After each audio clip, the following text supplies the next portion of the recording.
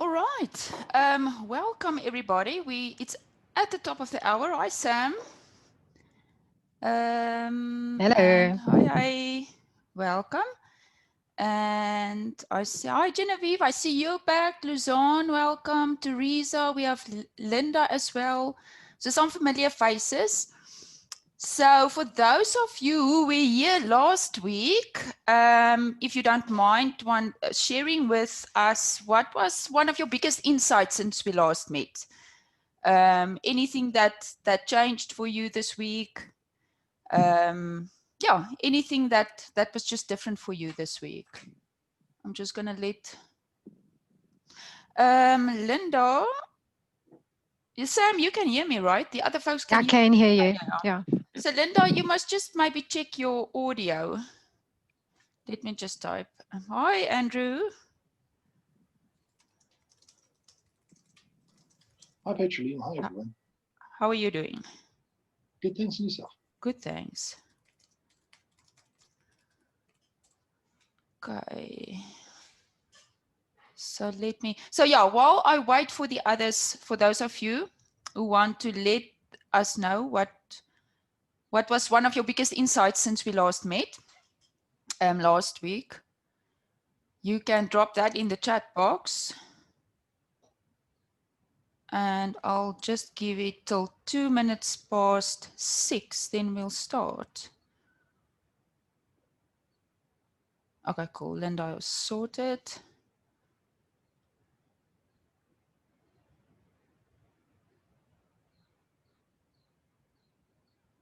Summer is here, I guess, at least in South Africa. It's been an awesome day today. Yeah. All right. Okay, so let's start. I'm going to share my screen. First, before I start, this meeting is being recorded. If you do not want your face on the video, this specific meeting invite will only, meeting recording will only go out to the folks that have registered. If you do not want to be on camera, feel free to switch off your video. But I am going to start to share my screen and then we can dive in. We have a lot of things to go through tonight. So it's going to be a jam-packed evening. All right, so let's head forward. I'm Petroline. For those of you who do not know me, I'm a peak performance coach and I mainly work with executives and professional athletes. And yeah, this is been in corporate for many years. I have a background in nursing and then came over to the coaching side because the performance part and behavior part of people really intrigued me. And that's sort of how I got into this. Now, this series is focused on athletes, but it is extremely useful for individuals who are working in any high stress situation. So all of the techniques and all of the little exercises that we are going through are all things that you can practice if you are experiencing high stress situations, which I do believe most of us find ourselves in throughout the week at some point. But you will see that I will use mainly sport examples and things like that. But you can just like apply it in any area of your life. So in this series, we were busy, we started off with our thoughts, how that translate back to our feelings, our emotions, and our behavior, and who that literally determine who you become and what your identity is. So for tonight, we're going to look at resistance to change, why it's so difficult for people to change. I am going to glance over here just to double check that there isn't anything for my attention, but it doesn't look like that anyways. So, and then we're going to talk a little bit about self-control and limiting beliefs, and then mastering consciousness and attention. And this is really where we are going to start to dive into the things that you really need to have a focused attention span. So yeah, resistance to change. Now we all have an inherent drive to excel. So strangely enough, this is not just, many times the women would say, oh, the men and the egos. It's not just the men thing. everybody has an inherent resistance, inherent drive to excel. So we all have a need to want to be better. We want to be the best. We want to change our inner boundaries sort of to be part of any type of human experience that we can sort of find that excites us. And the reason, though, why it's so scary for people to change is because you literally now have to take responsibility, right, for something you are creating. And a lot of people is just scared to do that because the change can be permanent and it can be irreversible. And that scares people, whether the change is negative or positive. So that innate fear and resistance to change is one of the biggest obstacles to peak performance. Nearly, I almost want to say 90% of people that are scared to, or that have a hindrance in their performance, whether it's at work or on the sports field, if you go and dissect that a little bit, it will boil down to some form of fear of change and what people versus what they really want. Now, there are 3 reasons why people are scared to change. There's the fear of the unknown. There is secondly, the fear of losing your identity and literally leaving behind the old self. If you guys remember last week when all you have to remember really for tonight about last week is that little circle that we went through, where I explained to you that in order to change what output you give or what output and how you behave and your state of being, you have to become a different person, literally lose your identity and even your personality. So that's sort of, you have to become a different person. And people are scared to leave behind that old self because remember now, you are asking, and I'm asking of you guys or other people that want to change, to literally leave behind the person that you've lived with for 25, 35, 45 years. And that's the only thing that people have that they are familiar with. The third thing is fear of suffering. Now, the more aware you become of everything around you, and as you go through self-development and things like that, the more conscious you will become of negative stuff. Now, that's a good thing because you want to identify those negative things and emotions, thoughts, emotions, and all of those beliefs, because now you know what you're dealing with. It's also a bad thing, though, because if you do not know how to deal with that, it can stop you from moving forward, literally. And that is where self-control, self-development is why that is so important, because once those emotions come up, you really want to know how to deal with them efficiently and effectively.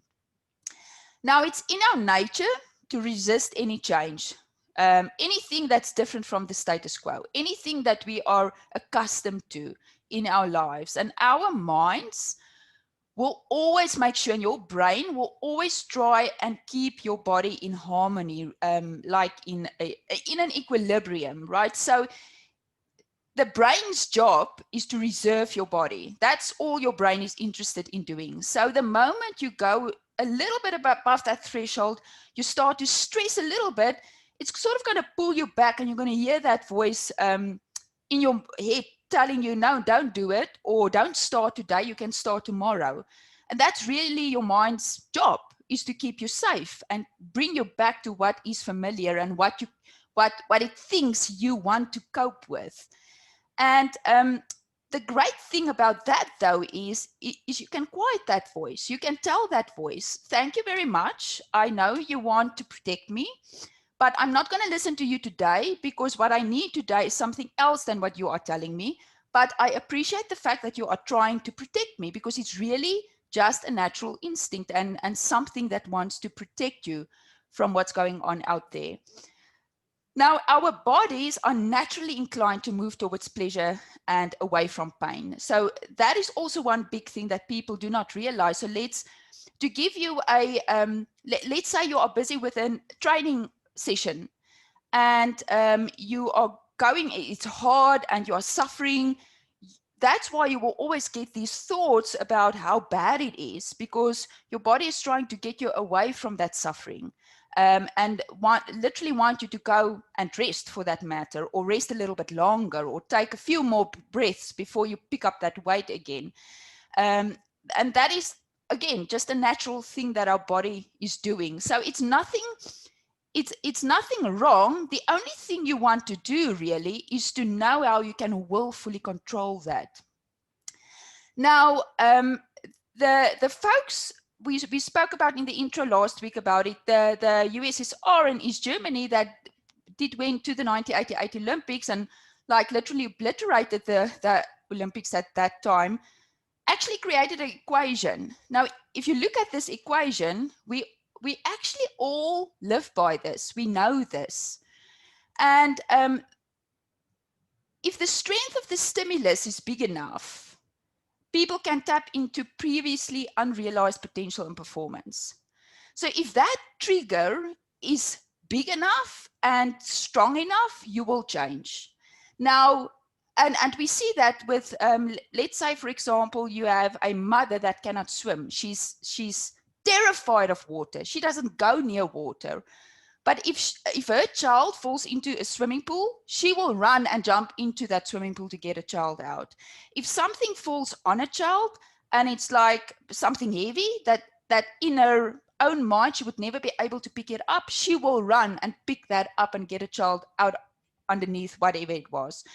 So that's what we mean by that. If the stimulus is big enough, you will be able to make those changes. You will be able to tap into that unrealized potential and performance, really, if you want it badly. Now, there's a lot of jargon going around, like you need to want it, you need to really want it bad enough. I mean, I've even used it now. Your why should be big enough. And that's a little bit... it's thrown out there, but people don't really realize what it means. It's thrown out there a lot without even explaining to individuals really how to get there, because just telling somebody your why should be big enough is not enough. It's not enough to get them to that point where it can help them to realize that potential that they have inside of them. Now, so where does the stimulus come from? So yeah, you guessed it. You can gain it internally or externally. And what we are mainly looking at throughout this process is about the internal change that can happen. Externally are the things about eating right, go out for a practice. We're talking and interested in what's going on in your mind. Now, for any self-development to be effective, you have to have a goal in mind. You have to know exactly where you're going. You have to be clear where it is that you are going. It's not enough just to say, okay, I want to go to that event, or I want to be maybe top 10. That's too vague. You need to know exactly what it is that you want. I want to be number 5th on the leaderboard by this day, whatever the case might be, but it needs to be clear and direct. Now, the thing about this is you have to learn about yourself to be able to know what your limitations, and you need to learn about yourself to know what is realistic and what is not, given your own abilities and capabilities. Because it's silly for me now to think, oh, I'm going to become the world's best gymnast. It's not going to happen. I can be positive about that. I can do all of these exercises. It's just not a realistic goal for me to have. And you can only learn about yourself if you go through actions. Going through this course and sitting in on these sessions is not going to help you to develop yourself. Reading a book over a weekend is not going to help you to develop yourself. Only when you do the actions, that's where you start to learn and develop yourself and learn more and more about yourself. So at the end, it's really about the realization of what it is that you want. A desire or a dream to change is not good enough, because that's just, it's just that. It's just a desire. It's just an idea you have in your head. And if you think about that loop we spoke about end of last week, you have to go through that whole loop if you want to change anything into something positive, or if you want to make an already positive thing or thought much stronger than it currently is. So in order to help you with that, I'm going to give you an exercise that you can do over the course of the week, and until we meet next time. It's going to be a very useful exercise to develop in you a flexibility towards change. In other words, to be okay with that change. That's really what you want to do. And be, I almost want to say at peace, but be comfortable with that change is a better word. So what you want to do, and you guys will get the slides afterwards, so you will have, you don't have to write it down, you will have a copy of the presentation so that you can have the exercises as well. But these are the three, I almost want to say selves, that you want to go and journal out or think about and answer or go through all of these questions. First of all, you want to, I just want to check here. Okay.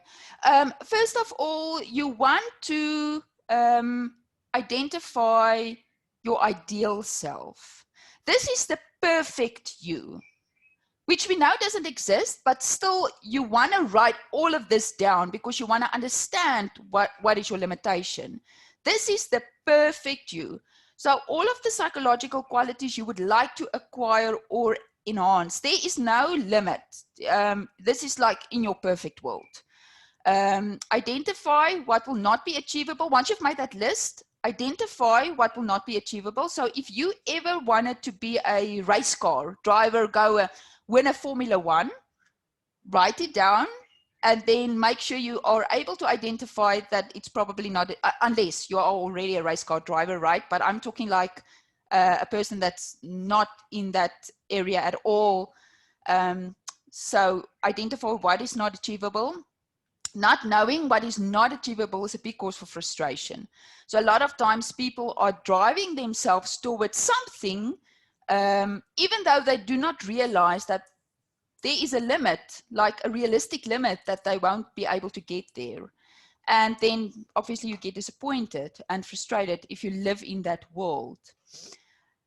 Then the second thing you want to do is you want to identify your target self. So you now really want to create a model of your future development. So this is really where you are going and how you are going to grow, because you want to be willing to adapt as your values and your standards keep changing. And then what you want to do is you want to write down your present self, everything, all of the traits and habits that you want to get rid of. So this side is like the perfect picture. This side is who you are targeting to be, and this is where you currently are. The purpose of this block, almost the ideal self, is to identify realistically what it is that you know you would not be able to achieve. Now, here you have to be very careful, because this is not based on the voices in your head. This is based on tangible evidence that you are not able, obviously you're not going to do that in your lifetime. Let's say, for example, you want to go to the moon. I guess, for me at least, that's probably not something that will ever happen. Then your target self is really what you want to start, then identifies the gap between these two, right? This will also then give you a list of everything that you want to get rid of. So all you want to do is you want to identify these things. That's all you want to do for the exercise for next week. All right, so next topic is mastering consciousness and attention. This is sort of where the fun begins. Now, last week we spent a lot of time on the topic of consciousness and our subconscious mind, our thoughts, our feelings and behavior, and how they are closely linked to one another. And we also saw that you could literally change your outcome. You can literally change the person that you are today and create a new personality, create a new identity, if you understand that link between the thoughts and your feelings, and then eventually your state of being.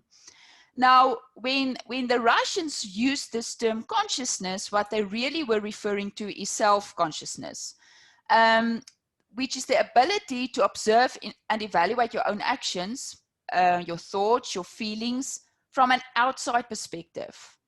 Now, there is an easy way that you can actually do that on your own to try and practice that. Let's say, for example, you had a meltdown on the training field, whatever sport you do, or you had a bad run in a competition. What you want to do is you want to imagine yourself outside. You can close your eyes and you want to imagine that you are actually stepping outside of your body. Now, this is nothing weird. We do this all the time. And as kids, we play these imaginary games all the time. So you want to imagine and see yourself stepping outside of your body and maybe just like take 3 steps to your right and look from the outside to you as a person. And then you identify, okay, I see Petroline standing here. And let's say, for example, I'm throwing a tantrum because it didn't go my way. And then you ask that person, okay, but what is it that I'm seeing here? What am I observing here?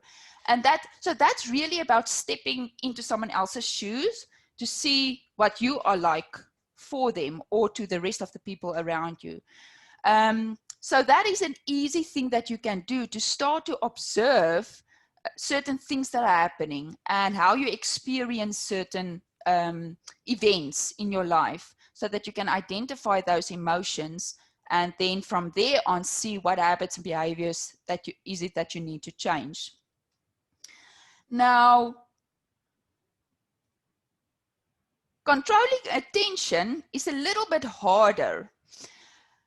Nobody can be conscious of something unless they pay attention. So if you remember back again to last week's presentation is a big foundation on where a lot of these things will fall on.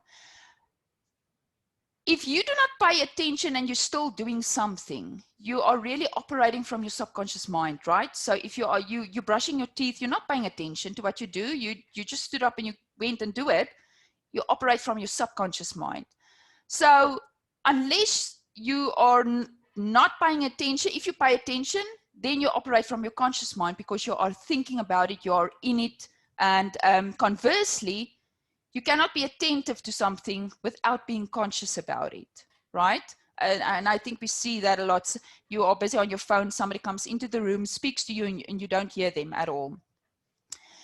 In which case, it's fair to say that attention is directed consciousness. In other words, you want to direct your conscious mind to a matter at that point in time. I direct it to intentionally direct you to where you want it to go. If you cannot control your conscious mind, because again, remember from last week, that's really the part that sort of where we start to think about things and where we start to reason and process things. If you're not in control of that, you're not in control of yourself. If there's nothing else around us that's interesting, we will immediately switch our attention to a new stimulus, we will fall asleep. That's the 2 things that will happen. So it's not so much about something. It's sort of a catch-22. I want to say it's not so much. A lot of times we speak about, oh, something else draw my attention, but it's really more about whatever is now in front of you is not interesting enough. And that is why something else will draw your attention. Or if there's nothing else, you will probably fall asleep. So if we can focus and concentrate, it literally increases our power to any effort, mentally or physical. And this is important because if you can up your attention, you can increase your mental performance and obviously your physical performance as well, but we are more interested in the mental performance. And that is why focusing on your attention, and the folks at that time, the athletes at that time, spend a lot of time with exercises and techniques, which I'm going to share with you tonight, on upping the skill or training this skill so that they can get better at it.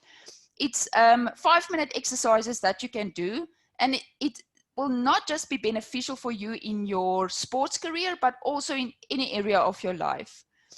So where you really want to end up is in a place where you have increased awareness of whatever it is you are focusing on. And what you want to do and what you want to achieve is you want to be able to willfully bring your consciousness. If your mind goes off, willfully bring your consciousness back to that item or object or moment or experience that you are in. So it's almost that thing about you want to zone in while you zone out, because you want to train your mind. It should be like the flick of a switch. You can zone in and everything else shuts down around you. That's where you want to be. You don't want to stand on the field when you're busy and when you go up for a very important sports event, and now you have to struggle to get all of the other stuff out of your head. It should literally be like the click of your fingers, then you're in the zone. So that's the ideal where we want to end up. So these exercises seems very simple, but they are extremely efficient to train your mind so that you can willfully bring your mind back into consciousness. I'm going to show you how you can sort of switch your attention, that exercise, how you can strengthen your attention, and also what you can do to summon and manipulate images and producing body changes, literally, which we already touched on a little bit last week as well. Okay, so that is the first one. Now, what we want to accomplish here is you want to train, this is exercise to train you to switch your attention between two objects or two things for a prolonged period of time. So how you're going to practice this is you can get to, well, radios, if you still have radios, podcasts, videos, whatever you have, or iPod, anything where something is playing on there, but you want two, and the two different things that they play. You want to place it about 1.5 meters from you in different directions, and you want to adjust the volume at it's actually equally to a moderate state. So, so the one shouldn't really be louder than the other one for obvious reasons. And you want to sit in between the two audios with your eyes closed. And then what you want to do is you literally want to visualize your attention as a beam, almost like a beam emanating from your forehead. And what you now want to do is you want to alternate your attention back and forth every 20 seconds from one audio to the other one by snapping your fingers. So every 20 minutes, you zone in on this one, and you want to keep your focus there for full 20 seconds. Snap your fingers, switch your attention to the other one. So this is a great switching attention exercise that you can do. You can do this for 5 minutes daily until you reach the goal, right, of staying focused for that full 20 seconds, going back and forth like this. The other thing I forgot to mention, the whole idea about all of these exercises is you really want to make sure that you master one before you move on to the other one. So practice it for an entire week. And once you get the hang of it and you've reached your goal of focusing on one for 20 seconds, switch immediately, focus on the other one for 20 seconds, then you can move on to the next one. So yeah, what you really want to do is you want to be able to concentrate totally on the one and not even hearing the other one. You want to completely zone out and tune out of the other audio that's coming from a different angle or different side. Okay, then strengthening your concentration. This is so let me just quickly go back to the switching attention. There's actually other exercise that you can do as well. If you are, let's say you are better with maths for that matter, what you can do is if you listen to audio or listen to obviously you want your eyes to be closed, or you can have your eyes closed and you listen to the television or whatever the case might be. You can start to subtract the number 7 from 100 until you get to 0. That's a difficult exercise because you want to do, you want to keep going until you can successfully do it until you get to 0. So that's just a different way of practicing this exercise. Okay. Then strengthening concentration. This is an exercise that you can do where you can sit by yourself in a room. If you still have a watch with a two hands, or if you have any type of clock thingy that go around, what you want to do is you want to stare at that second hand of your watch for 1 minute. So something that's moving. And you want to see how long can you maintain the thought in your mind of, I am sitting here looking at the hand of the watch. And what you also want to do is sort of keep track of how many times your mind veers off from this thought. So you want to practice that. And you want to repeat this exercise continuously for 5 minutes every day until you can keep your mind completely focused on this single thought. That's the end goal. And again, you want to practice this fully until you get to that point where you can do that for 5 minutes and then move on to the next exercise.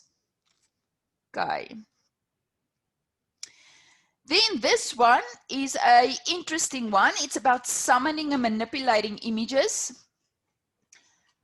The whole objective of this, so let me recap a little bit from last week. When you have an experience, everything that you memorize is just a snapshot of that experience. It's a snapshot of what you see. It's not the complete picture. It's not the complete reality. That's just the way your brain works. I'll talk a little bit about that in some of the slides towards the end. So what you want to train your mind is to focus on one thing and be able to create an identical duplicate. In other words, almost like a perfect reality of what it is that you see. And that is what you want to try and achieve here. So how you can do this is choose a simple object, like a simple boring object, like a paperclip. And what you want to do is you want to place this paperclip in the middle of a white sheet, like place it on the table. And you want to study that paperclip meticulously for about 3 minutes. Every angle of that paperclip, as if you've never seen anything like it before. And pay attention to the form, the color. You want to absorb as much as you can in your memory, as many details as possible. Then you want to close your eyes and you want to visualize that paperclip for about 20 seconds. And you will see different things might happen. The image might get fuzzy and transitory. It might go back and forth. It doesn't matter. But once you're done with that 20 seconds, you can open your eyes. And then I want you to imagine what you have visualized versus what is on the piece of paper, what that paperclip is like. And if there's any details that you've missed, you want to do the exercise again. Then you want to do the same exercise, reconstruct the image with the new details, because now you know you've missed this. You sort of reconstruct the visualization with the extra details. Open your eyes and retrace the details, see if it's accurate. You want to repeat it for a third time. And then you want to do this for about 5 minutes each day, again, until you reach your goal, until you can take something like a pen or whatever, study it for 20 seconds, close your eyes, visualize the pen for 20 seconds and be able to accurately represent in that imagery what it is that you saw. So that's the purpose of this. And the purpose of this is to make sure that you create the correct reality and you teach your mind and your brain not to filter things out in your reality, which our brains automatically does. Now, this is an exciting one, a similar one than the previous one, but similar to the exercise we did at the end of last week's session. You can, and we now know, and most of you that were on that session would know, and we have experienced the fact that by a mere thought, you can create changes in your physical body. We all do that. If you think about a event that was sad and maybe tragic to you, you might, just by mere thinking about it, you might start to cry. So now you have generated a physical change in your body, like your body is reacting towards that. If you think about something that you are nervous about, your heart might start racing, your palms might become sweaty. So now you have, just by thinking about it, created a physical change in your body. So we all do that all the time. But what you want to do is you want to have the right thought, create the right physical response in your body that's conducive to the event and to whatever it is that you need to participate in. So to practice this, you want to take your right index finger and place it on a sheet of paper in front of you. And same thing, you're going to examine your index finger, every little detail about it, the same as you did with the paper clip. And when you close, so here's the difference, because in the previous exercise, you were outside of the picture, right? And we call that disassociation. With this one, we call it association. You are in the picture. I mean, your finger is part of your body, right? So when you close your eyes, I want you to try and see your finger. Its image should be sort of inside the finger itself because it's attached to your body. And you have to visualize it where it lies on the piece of paper. And the success of this exercise will manifest. So you go through the same exercise, visualize it, or study your finger, visualize it for 20 seconds. See what you have missed, visualize it and reconstruct it again, same as the previous slide. You do it for 3 times and you want to practice it the whole time.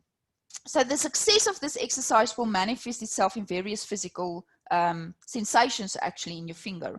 You're going to maybe feel that your finger is pulsating, it might feel warm, you might feel pins and needles, it might start to itch. But that is all about showing you that through your thought, you can create a specific physical response in your body. Okay. So now I want to almost talk about the elephant in the room, right?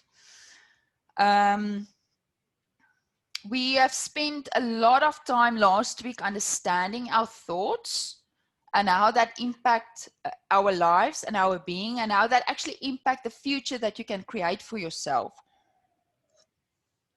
Now, our beliefs, we now know all that our beliefs have a very powerful impact on our lives.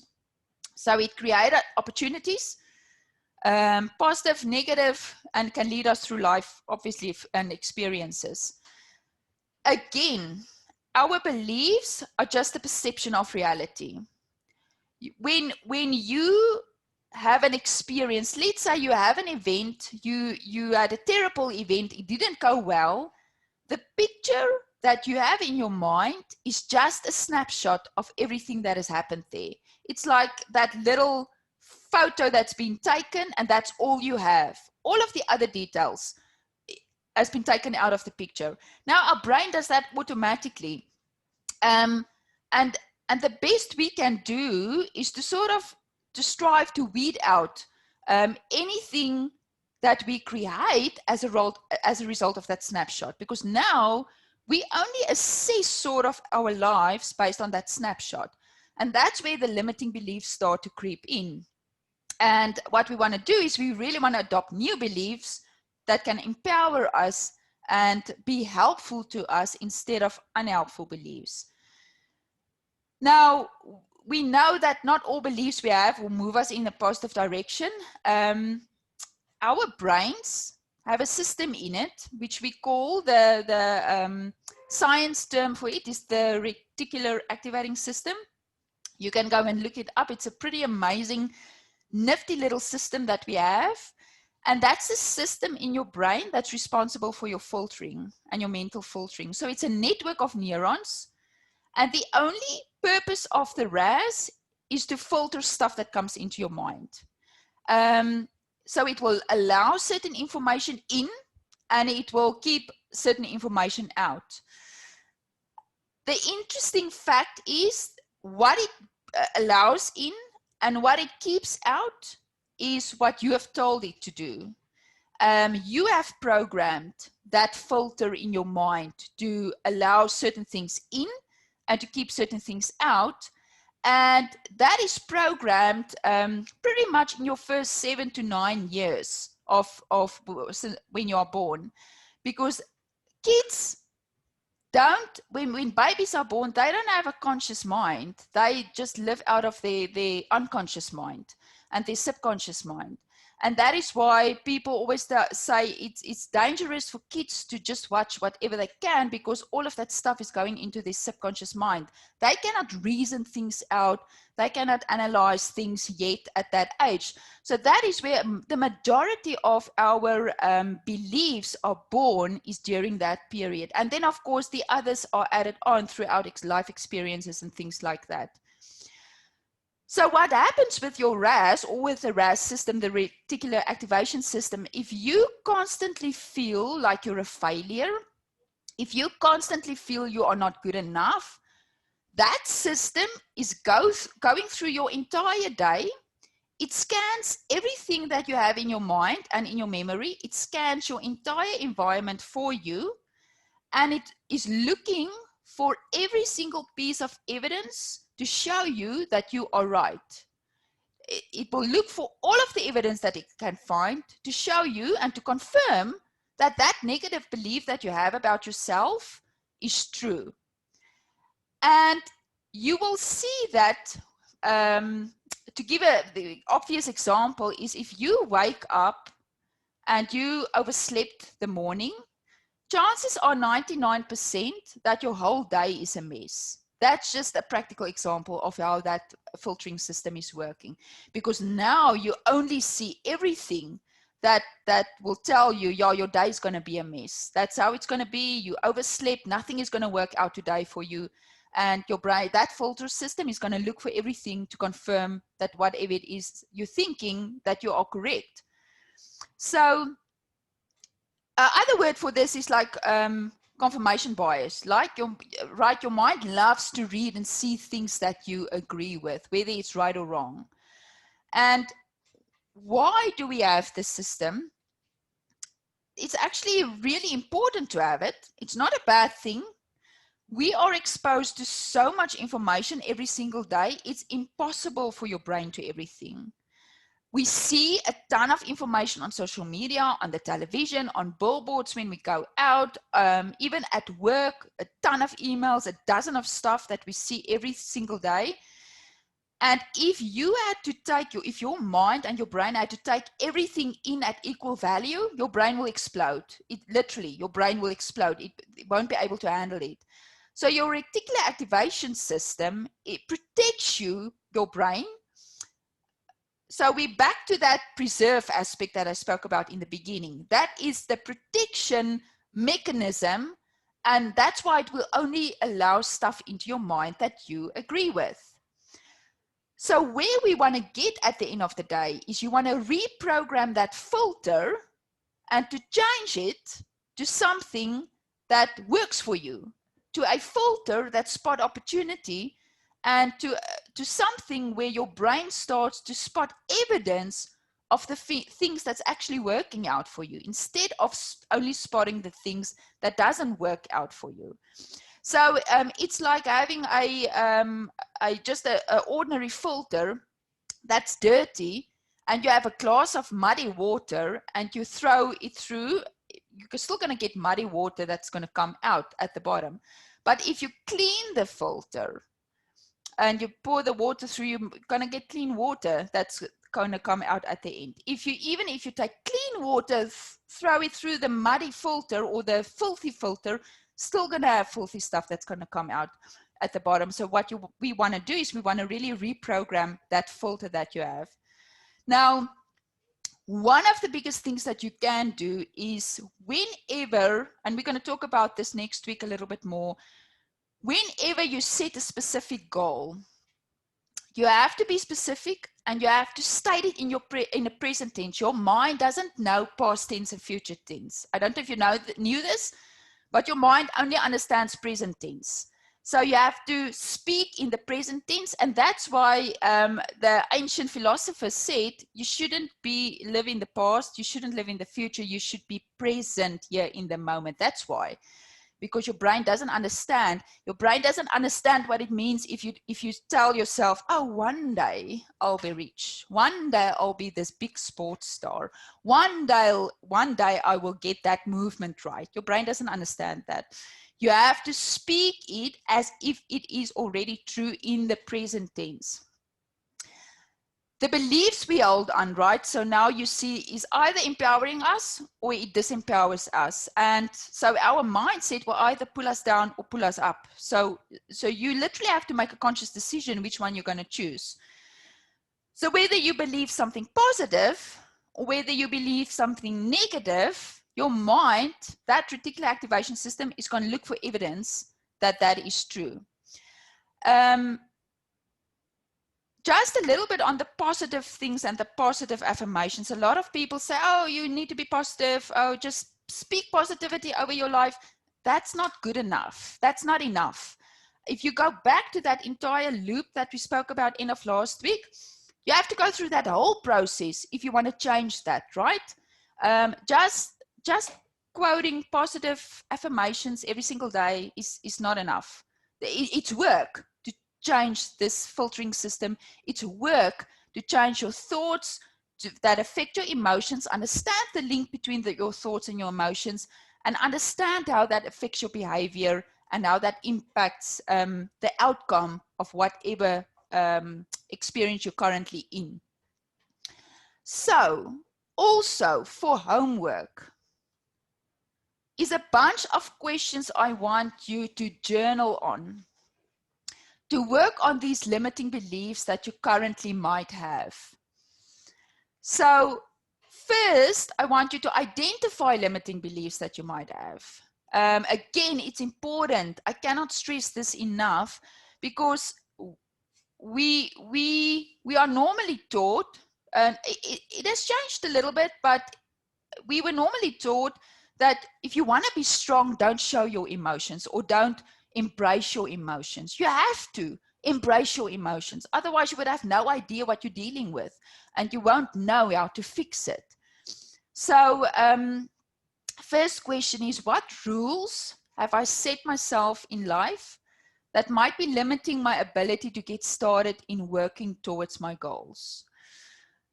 So these are all the stuff that you're telling yourself, okay, things must be like this, but then actually it limits you from certain stuff in life. It limits you. So let's say if you want to go and train and you struggle to get to your training sessions, but somewhere along the line, you've made this rule. If you do not go and train before 10 o'clock, your whole day is ruined, and then you just like leave it. You know, so that's like a rule that you've made a little box, put stuff in the box that sort of restrict you. So what are all of the rules that you have set? You can also sort of rephrase this question, ask yourself, what rules have you made for yourself that you have abide to that actually limit what it is that you want to achieve? The second question is, what negative thoughts reoccur in your mind? So what is that voice telling you all the time, the moment you want to start to pursue your goal? Write it out and write it down. The third question, what necessary assumptions or other catchy phrases do I entertain in my mind that are restricting me? Now, the folks that have worked with me, and if we had sessions within this regard about how your language and how you speak, will know I have a huge pet peeve around the language that people use. So especially for the folks that are in sport, I hear this not all the time, but a lot of times when I work with athletes, they will go and they will walk and they will say, oh, this is horrible. I hate this. You do not want to say this. If you keep on telling your mind that, your mind is going to find something to show you, find evidence to show you that you are correct. So it's like you're telling your mind is only going to do what it thinks you want. So if you keep on telling yourself, oh gosh, this is horrible. These intervals, I hate them. These hills, I cannot stand them. Then your mind is going to tell you that, because your mind thinks that's what you want. You want to know that, and you want to feel that it's horrible. So yeah, be very mindful about the words that you use. This is extremely, extremely important. Yesterday at our training session, somebody made a remark and said, they were all complaining about aches and pains. And somebody asked me, why am I never complaining? And my immediate response was, well, if you complain, you call it upon yourself. If you keep on complaining, oh, my back is sore and this is sore and that is sore, you are just going to be sore all the time, the whole time. And that's all your mind is going to focus on. And why would you want to do that? Because remember now, go back to that focus and attention. You need that energy to rather focus on the task at hand. Next question now. Might my standards regarding what and how things should be done be negatively impacting your ability to go with the flow and just make things happen? So have you made, it comes back to the rules thing. Have you made certain rules that say what it is you should do and how it is you should do it?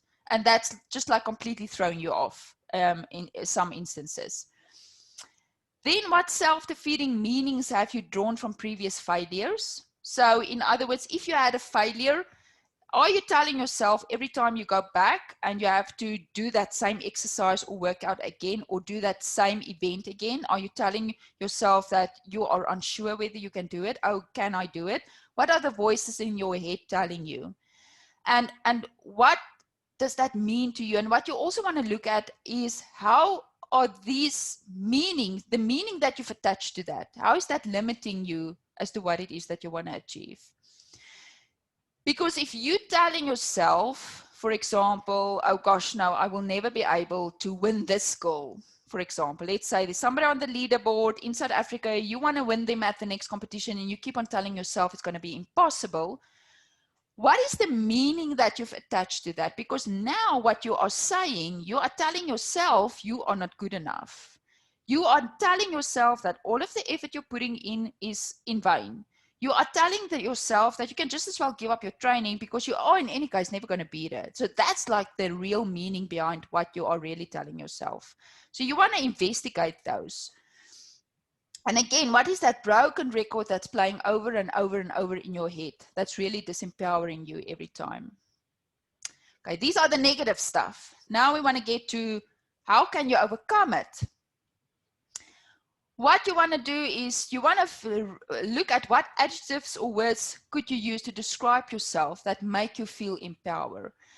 Every single one of us, if you stand in front of the mirror, if you've never done it, go and try it tonight. Stand in front of the mirror and tell yourself you are absolutely freaking fabulous and notice how you feel. And that is what you want to do. It feels weird, but you feel excited. It makes you feel empowered. It makes you feel something different. So what are the words that you can really use on yourself, about yourself, that can give you that elated feeling? What evidence is there to disprove a limiting belief? So say, for example, you say you're not good enough. What evidence do you have to disprove that? That's also important to look at that. And here we are not talking about what it is you're thinking. We want like real proof, real evidence, like you've picked up 20 kilograms in lockdown and now you're not good enough. That's real evidence. How can I turn my limiting beliefs into new empowered ways of thinking? And then what is a thought or belief that you wish you could actually believe? Write that out. What is it that you actually want to believe? Because even though you might feel negative at this point, you might feel that you have all of this stuff in your head. We are very good at focusing on what is wrong. We struggle to focus on the stuff that is right, but it's there, it's in your mind. Go and sit down and brainstorm that. What are those thoughts and beliefs that you wish you can actually believe? And then one of the most important things is actually go out and consider someone who has already achieved your desired goal. I spoke to somebody the other day. In the beginning of the session, we spoke about who her sports role model is and who she sort of aspires to be, like this person, this individual. And as we went further into the coaching session, I gave her the homework and said, go and research this person. Look at what she's eating. Look at what she's like training. What does a training regime look like? Go and look at everything she's doing. Look at, and even in this regard, go and listen to these individuals' interviews. What are the words they're using when they have a television interview? How do they speak? How do they speak about themselves? What are the stuff that you can model from them in order to become like them? Because you're going to obviously want to aspire to be like them. This is an extremely powerful thing that you can do, is to, if there's a person that you admire and want to model, it's not, and I'm not talking about, oh gosh, this guy is great and he's this big guru in sports or whatever, and he knows everything. I'm talking about really researching the individual and see, like almost stalking, right? See how they live their life so that you can learn from them, almost as if you were mentored by that person. That is really where you want to get to. So yeah, I want you guys to go and write out these questions, go and journal it out. I will send out this presentation by tomorrow at the latest so that you have the questions. But yeah, I want to really appeal to you is go at least, if you do nothing else, go through the last 2 slides, because it will really change something for you, and you will already be on a better, not a better, but on a more next level, if I can call it like that, next week when we meet. All right, it's time for questions. If you have any questions, you can either unmute yourself or you can drop them in the chat box.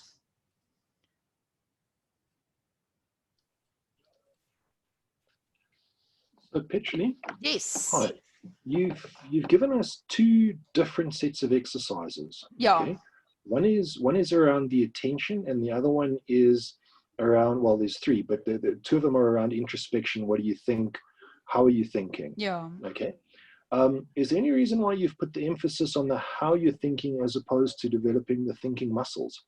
Not really. It's just like a beginner exercise, level 1. Yeah. Okay. Yeah.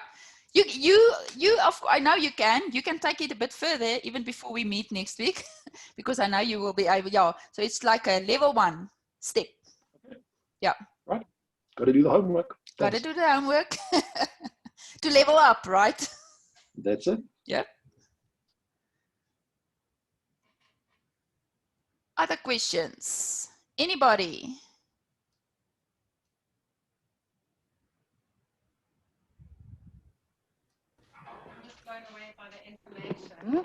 I'm blown away by the information, so I'm still processing it. So, okay, yeah, it's lots of stuff. So I know it's a lot to take in. While I was busy preparing the presentation, I just realized yesterday or the day before that it's too much information. This is really like an entire month's course, I think, on its own, if you take everything that they did and all of the techniques they've applied. So I had to be sort of selective and pull out what I think would be beneficial and pull out the, like I said, the level 1 stuff that would be easy for people to implement. But yeah, this is like just the tip of the iceberg. Thanks, Petrolene. I really enjoyed that. I think it makes cognitive behavior therapy simple. The way you've applied the questions and so on, it's sort of delving into it, but on a low level. Oh, so yeah. I also want to share this with some of the members of my family who are also a bit stuck in a rut at the moment. So thank you for that. Yeah, you're welcome. You're welcome.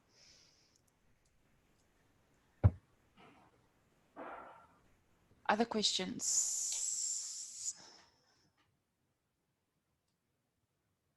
Going once, going twice. Okay, the other Not folks? a question, but a comment. Yes, go. Just to say that's been really, really well put together. Thank you. It's actually really interesting to see how much you can actually consciously work with your mind to take things forward. Right. And I think I'm looking forward to doing the level 1 exercises and the others. And I'm really looking forward to what you're going to bring to us next week. Now I'm under pressure.